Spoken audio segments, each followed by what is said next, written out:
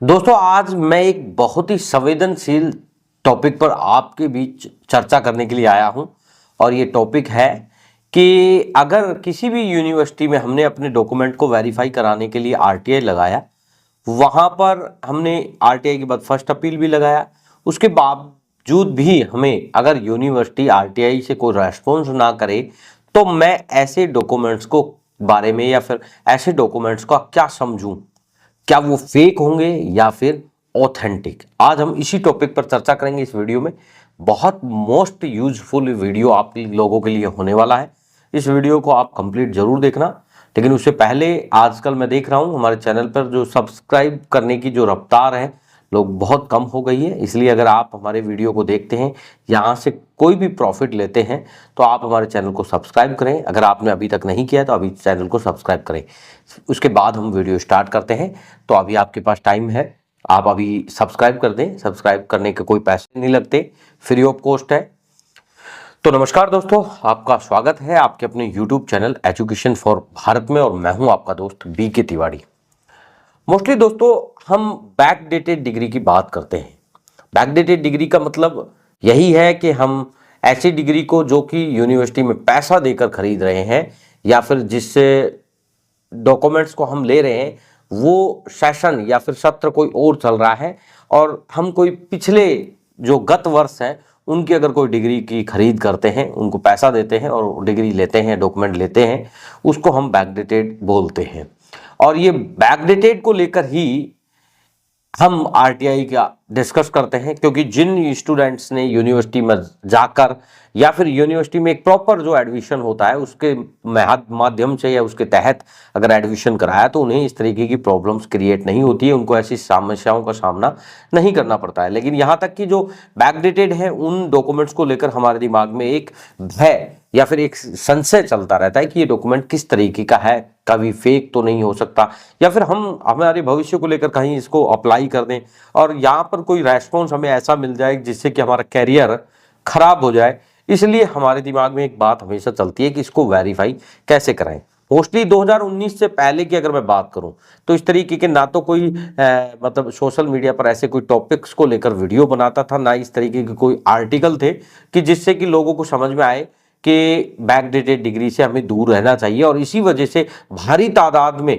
इस तरीके की खरीद फरोख्त होती थी। ऐसे डॉक्यूमेंट्स लोगों के माध्यम से मिल जाते थे और आसानी से मिलने की वजह से लोग इसको आसानी से खरीद भी लेते थे।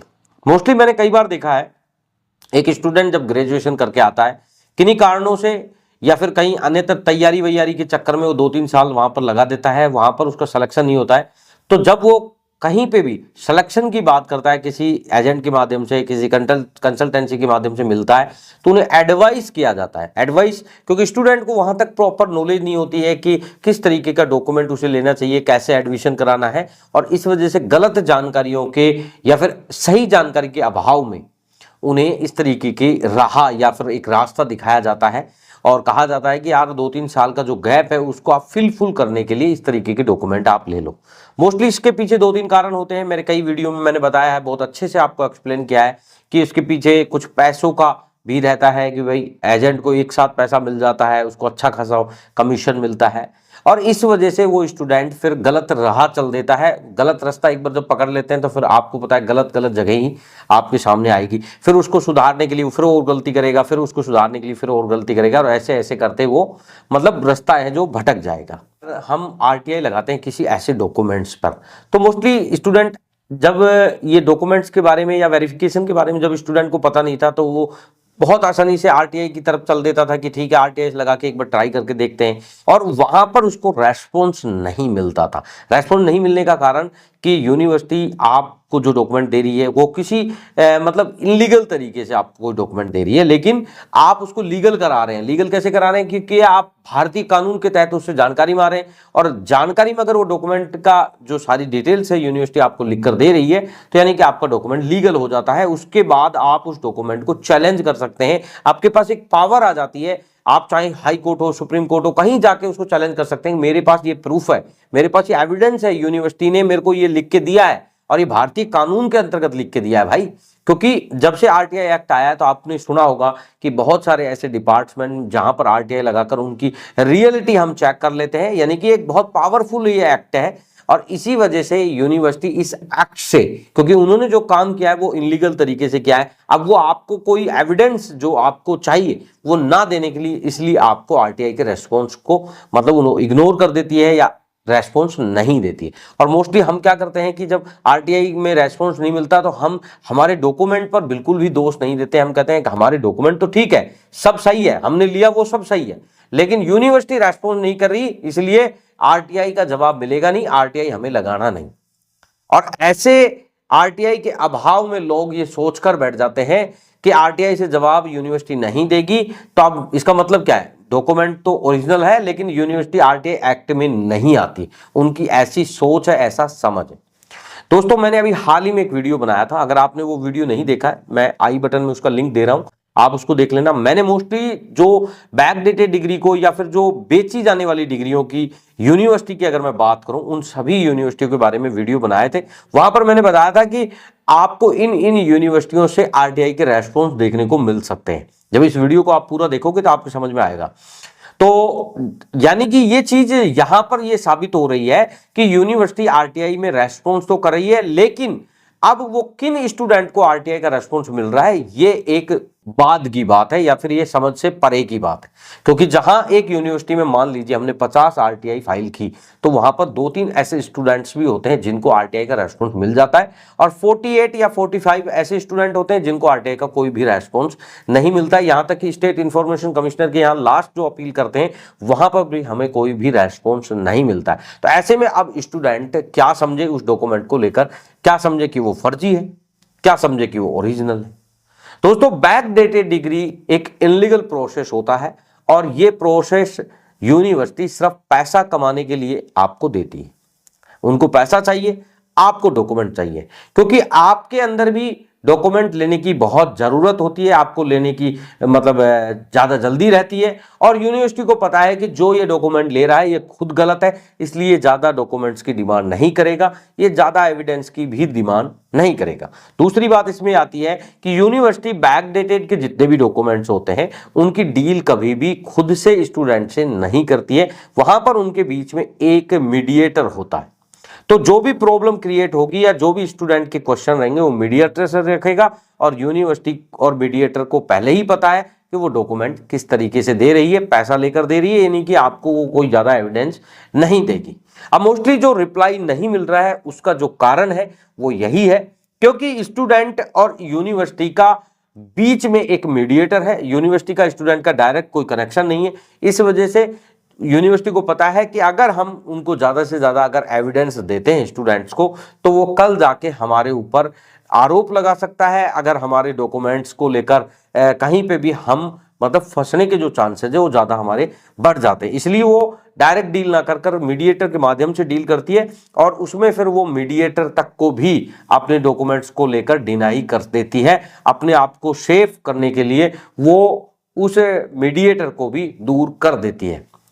दोस्तों बेसिकली जो आरटीआई का रेस्पॉन्स नहीं आने का कारण है वो यही है, यूनिवर्सिटी अपने एविडेंस देकर आपको फंसना नहीं चाहती, क्योंकि उन्होंने जो ये तरीका अपनाया या फिर जो ये खरीद फरोख्त जो चल रही है, इसमें सिर्फ और सिर्फ जो इंटेंशन है वो है पैसा कमाने की। और पैसा कमाने के लिए वो ऐसा काम नहीं करना चाहते कि पैसे के चक्कर में वो ऐसे एविडेंस दे दें कि जिससे कि कल वो स्टूडेंट यूनिवर्सिटी पर हावी हो जाए, यूनिवर्सिटी के ताला लगवा दे। क्योंकि जितने भी यूनिवर्सिटी जो फंसे हैं उनमें कहीं ना कहीं स्टूडेंटों की भूमिका रही है। मोस्टली आप चाहे मानव भारती यूनिवर्सिटी देख लीजिए, चाहे आप जोधपुर नेशनल यूनिवर्सिटी देख लीजिए, चाहे आप इलिम यूनिवर्सिटी देख लीजिए, कहीं ना कहीं आपको स्टूडेंट की भूमिका जरूर दिखेगी। और जहां तक कि स्टूडेंट कंप्लेंट जब फाइल करता है तो जो जांच होती है, जांच में ये सारी चीजें खुल के आती है और उसके बाद यूनिवर्सिटियां बंद होती है, यानी कि कंप्लेंट जो करने वाला है वो एक स्टूडेंट ही होता है। इसलिए यूनिवर्सिटियों को पता है कि अगर स्टूडेंट को ज्यादा हम एविडेंस देते हैं तो हमारे अगेंस्ट खड़ा हो सकता है, इसलिए आपको ऐसे रेस्पॉन्स जो नहीं मिलते हैं उसका मेन रीजन यही है। दूसरी बात, यूनिवर्सिटी ने जो आपको डॉक्यूमेंट दिया है, आप हो सकता है नहीं जानते हैं, आपको बैकडेटेड डिग्री के बारे में भी नहीं पता है, आपने ये खरीद बेचने वाली डिग्री के बारे में, जैसे कि कई बार बोलते हैं नॉन अटेंडिंग, वन सिटिंग, ऐसी डिग्रियों के बारे में बिल्कुल भी पता नहीं है। हकीकत बात है, ये मैं मान रहा हूं, लेकिन यूनिवर्सिटी जो आपको दे रही है उसे सारी चीजों का पता है कि वो किस तरीके से दे रही है, वो डिग्री कैसी है, उनके अंदर क्या कोड्स हैं, कैसे वो उस डिग्री को पहचानते हैं, उनका रिकॉर्ड कैसे मैनेज किया जाता है। इनके बारे में भी मैंने काफी वीडियो पहले से बना रखे हैं, अगर आप वो सारे वीडियो देखते हैं तो काफी आपको समझने में आता है, जिससे कि आप समझ सकते हैं कि ये क्या है। अब जो यूनिवर्सिटी आपको डॉक्यूमेंट दे रही है, जिस तरीके से दे रही है, जिसका रिकॉर्ड कैसे मेंशन करना है, कैसे मेंटेन करना है, ये सारी चीजें यूनिवर्सिटी को पता है। इसलिए यूनिवर्सिटी ने जो किया है, वो अगर गलत काम है तो उसमें रेस्पॉन्स के चांसेज भी आपके जीरो हैं। आपको आरटीआई करने से कोई फायदा नहीं है, वहां पर आपको कोई रेस्पॉन्स नहीं मिलता है और इसी वजह से स्टूडेंट परेशान होता है। बेसिकली जब रेस्पॉन्स नहीं आता है तो वो यूनिवर्सिटी पर आरोप ना लगा के, अपने दस्तावेजों पर आरोप ना लगा के, वो आरटीआई के उस कानून या उस एप्लीकेशन पर सारे आरोप थप देता है कि ये यूनिवर्सिटी प्राइवेट है, एक्ट में आती नहीं है, इसलिए रेस्पॉन्स नहीं करेगी। लेकिन वो अपने डॉक्यूमेंट के बारे में कभी ये नहीं सोचता है कि उसने जो डॉक्यूमेंट लिए हैं क्या वो ऑथेंटिक हो सकते हैं। हो सकता है कि वो डॉक्यूमेंट ही गलत हो और इसी वजह से यूनिवर्सिटी वो रेस्पॉन्स नहीं कर रही हो। मोस्टली दोस्तों अगर मैं बात करूं कि आपको ये चीजें समझनी होगी, आप इन चीजों को हो सकता है इग्नोर करते हैं, आप हो सकता है कि उन चीजों को नहीं मानते, लेकिन सच्चाई की अगर बात करें, अगर आपको एक रियलिटी अगर बताई जाए तो रियलिटी यही है। यूनिवर्सिटी को ये बहुत अच्छे से पता होता है कि उसने आपको डॉक्यूमेंट किस तरीके से दिया है और इसी वजह से वो आपको ऐसे एविडेंस, ऐसे आपको सबूत क्यों दे जिससे कि कल आप ही उस पर जाकर हैवी हो जाए। और इसीलिए यूनिवर्सिटी आपके उन आरटीआई को लेकर या उन आरटीआई के रिप्लाईज को लेकर बसती है, इसी वजह से आपको आरटीआई का जवाब नहीं मिलता है। तो शायद आज इस वीडियो पे आपने समझा होगा कि आपको अगर आरटीआई का रेस्पॉन्स नहीं आ रहा है, आपको यूनिवर्सिटी को रिप्लाई नहीं कर रही है, तो आप अच्छे से समझ सकते हैं कि वो डॉक्यूमेंट आपका किस तरीके का है। अगर आपको ये समझ में आता है तो अभी आपके पास टाइम है, समय है, इस समय को आप खराब ना करें, इसी डॉक्यूमेंट्स के भरोसे बिल्कुल ना रहें, अपने लीगल तरीके से कहीं ऐसी यूनिवर्सिटी में एडमिशन करा लें और अपना भविष्य उज्जवल कर लें। मोस्टली दोस्तों, लेकिन उससे पहले मैं आपको एक आवश्यक जानकारी और दे देता हूं। कभी आप ये सोच रहे हैं कि प्राइवेट यूनिवर्सिटियों में स्टडी विस्टडी या अटेंडेंस की बातें हैं, आजकल बहुत सारी ऐसी प्राइवेट यूनिवर्सिटियां हैं जो सारी चीजें मैनेज करती है। यहां तक कि बहुत सारे ऐसे कोर्सेज भी मार्केट में आजकल चल रहे हैं जो काफी रेपुटेड यूनिवर्सिटियां करा रही है और सारे के सारे ऑनलाइन करा रही है। तो यानी कि आप उनके माध्यम से भी अपने एजुकेशन को बढ़ा सकते हैं, अपग्रेड कर सकते हैं और आप एजुकेशन में इस तरीके से एडमिशन लेकर अपने जो आपने पीछे जो भविष्य में जो काम किए हैं उनको सही तरीके से सही राह पर ला सकते हैं। मोस्टली दोस्तों, आपको आरटीआई के रेस्पॉन्स नहीं मिलने का जवाब शायद आज इस वीडियो में आपको मिल गया होगा।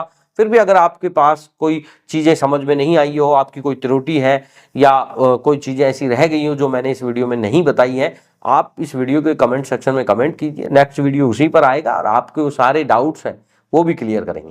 धन्यवाद दोस्तों, मिलते हैं नेक्स्ट वीडियो में नए किसी टॉपिक के साथ। तब तक के लिए जय हिंद, जय भारत।